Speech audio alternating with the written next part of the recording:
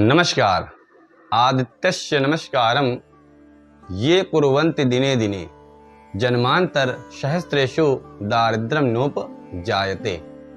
अर्थात जो व्यक्ति अपनी दिनचर्या में सूर्य देव को अर्घ देना शामिल कर लेता है वह व्यक्ति जन्म जन्मांतर तक दरिद्र नहीं होता है। मित्रों, आज के इस वीडियो में मैं आपको सूर्य देव को अर्घ देने से संबंधित कुछ विशेष बातें बताऊंगा। उन बातों को अनुसरण करके आप सूर्य देव को अर्घ देने में जो भी लाभ प्राप्त करते हैं उसमें कई गुना और लाभ प्राप्त कर सकेंगे। सूर्य देव एक ऐसे देवता हैं जिन्हें हम प्रत्यक्ष खुली आंखों से देख सकते हैं। प्रत्येक देवता का पूजन पाठ करने में सूर्य देव का ध्यान अवश्य ही किया जाता है। आपकी जन्म कुंडली में सूर्य देवता यदि कमजोर हो जाएं तो ऐसी अवस्था में आपके अंदर लो कॉन्फिडेंस होगा, लो इम्यूनिटी होगी, शासन प्रशासन से जुड़े हुए कार्य संपन्न होने में बड़ी बाधाएं आएंगी, सरकारी काम नहीं हो पाएंगे, सरकारी नौकरी प्राप्त करने में बड़ी समस्या होती है, आपके अंदर डिसीजन मेकिंग कैपेबिलिटी भी बड़ी वीक हो जाती है। इसलिए आपको क्या करना चाहिए? सूर्य देव को अपने अवश्य ही मजबूत कर लेना चाहिए, क्योंकि जन्म कुंडली में यदि सूर्य कमजोर है तो कुंडली बहुत ही ज्यादा कमजोर मानी जाती है। इसलिए सूर्य देव को अवश्य ही मजबूत करें। सूर्य देव को मजबूत करने में कुछ विशेष बातों का ध्यान रखना पड़ता है। उस उपायों में सूर्य देव को अर्घ देना प्रथम है, सर्वोपरि है। सूर्य देव को अर्घ देने में किन किन बातों का ध्यान रखना चाहिए, चलिए जानते हैं इस वीडियो में। नंबर 1, सूर्य देव को जब भी आप अर्घ देते हैं तो आपको इस बात का ध्यान रखना चाहिए कि आपको तांबे के पात्र से सूर्य देव को अर्घ देना चाहिए। क्यों? क्योंकि तांबे का पात्र सूर्य देव को बहुत प्रिय है। तांबा सूर्य देव को बहुत प्रिय है।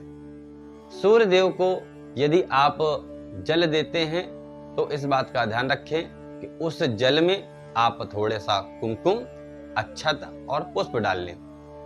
सूर्य देव को अर्घ देने में और किन बातों का ध्यान रखना चाहिए? नंबर 2, सूर्य देव को जब जल देते हैं तो आपको इस मुद्रा में जल देना चाहिए।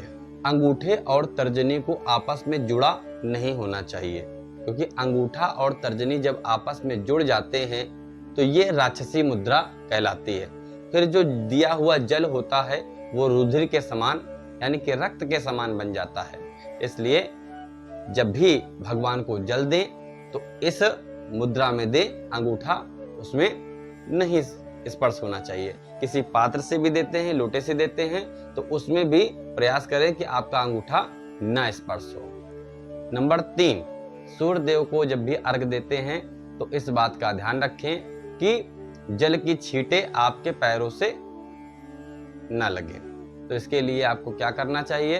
आप किसी पात्र, बाल्टी की व्यवस्था कर लें या किसी गमले की व्यवस्था कर लें। जल को दें तो उस गमले में गिरे, लेकिन उस गमले में तुलसी का पौधा नहीं लगा होना चाहिए। सूर्य अर्घ का जो जल है वो तुलसी के पौधे पर नहीं जाना चाहिए। बाल्टी में जो जल आ जाए, जैसे मान लीजिए आप बाल्टी में जल डालते हैं तो उस जल को किसी पौधे में डाल दें, लेकिन तुलसी के पौधे में ना डालें। सूर्य देव को अर्घ देने की प्रक्रिया में नंबर 4 में आता है कि यदि आप सूर्य भगवान को अर्घ देते हैं तो 3 बार जल देने का विधान है। अर्थात लोटा लें और 1 बार छोड़ें, फिर दूसरी बार, फिर तीसरी बार, यानी कि 3 बार में आपको अर्घ देना चाहिए। इसके पश्चात जब भी सूर्य भगवान को अर्घ दें, नंबर 5 में जब भी सूर्य भगवान को आप अर्घ देते हैं तो इस बात का ख्याल रखें कि ब्रह्म मुहूर्त में आपको अर्घ देना चाहिए, क्योंकि यदि आप ब्रह्म मुहूर्त में सूर्य में लालिमा है उस वक्त जल देते हैं तो आपको 100% लाभ होता है। इसके बाद यदि जल देते हैं तो लाभ तब भी होता है लेकिन कम होता है। ब्रह्म मुहूर्त के 2 घंटे तक आप सूर्य भगवान को यदि जल देते हैं, ब्रह्म मुहूर्त के बाद यदि 2 घंटे तक जल देते हैं तो भी ठीक है, लेकिन उसमें प्रायश्चित अर्घ अवश्य देना चाहिए। यानी कि अभी तक आप 3 अर्घ देते थे, अब आपको एक प्रायश्चित अर्घ भी देना पड़ेगा। पहले उस पात्र से उस लोटे से एक बार अर्घ दें, ये प्रायश्चित अर्घ हो गया। और इसके बाद 3 बार अर्घ जैसे देते हैं वैसे ही देना चाहिए। नंबर 6 में इस बात का ध्यान अवश्य दें कि कई बार लोग ऐसा करते हैं कि स्नान करने के पश्चात टॉवेल से अपने पूरे शरीर को पोंछते हैं और उसके बाद उसी टॉवेल को धारण करके सूर्य भगवान को अर्घ देने लगते हैं।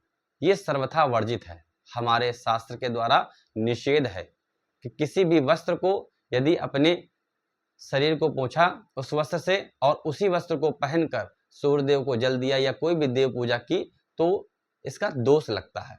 इसलिए जब भी जल दें तो दूसरे वस्त्र पहन कर दें, लेकिन अपने शरीर को पोंछे हुए वस्त्र से धारण करके ना दें। कई बार आपके मन में ये प्रश्न भी आता होगा कि मान लीजिए आप एक फ्लैट में रहते हैं और आपको सलाह दी जाती है कि पूर्वाभिमुख होकर सूर्य भगवान के दर्शन करके उन्हें जल दीजिए। अब फ्लैट में तो इस प्रकार की व्यवस्था होती नहीं। मान लीजिए आपकी बालकनी पूरब की तरफ है तो ठीक भी है, हो सकता है दिखाई पड़ जाए सूर्यदेव आपको, लेकिन इसके अलावा आपको सूर्यदेव के दर्शन करने में बड़ी कठिनाई होती है।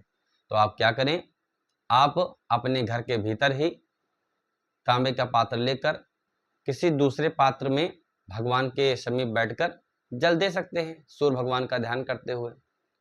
कई बार सूतक लग जाता है घर में, तो सूतक की अवस्था में देव पूजन वर्जित हो जाता है, लेकिन सूर्य भगवान का पूजन वर्जित नहीं होता। लेकिन कैसे? मानसिक रूप से। मानसिक रूप से आप ये सोचें, ये विचार करें कि हम सूर्यदेव को जल दे रहे हैं। इस प्रकार से यदि सूर्यदेव को आप जल देते हैं तो आपको अवश्य ही लाभ होगा। किंतु प्रत्यक्ष आपको लोटा लेकर जल नहीं देना है, मानसिक रूप से मनसा परिकल्प समर्पयामि, इस प्रकार से आप सूर्यदेव को जल दे सकते हैं। इस प्रकार से आपने जाना कि सूर्यदेव को जल देने की क्या क्या प्रक्रियाएं हैं, किन किन बातों का ध्यान रखना चाहिए। और सूर्यदेव को जल देने के पश्चात 7 बार परिक्रमा अर्थात प्रदक्षिणा करनी होती है। सूर्यदेव को आपने 3 बार अर्घ दे दिया और उसके बाद 7 बार घूम जाएं, 7 बार परिक्रमा कर लें। इन सब सावधानियों के साथ यदि आप सूर्यदेव को जल देते हैं तो आपको सूर्यदेव को जल देने का जो लाभ प्राप्त होता है उससे कई गुना लाभ प्राप्त होने लगेगा। धन्यवाद।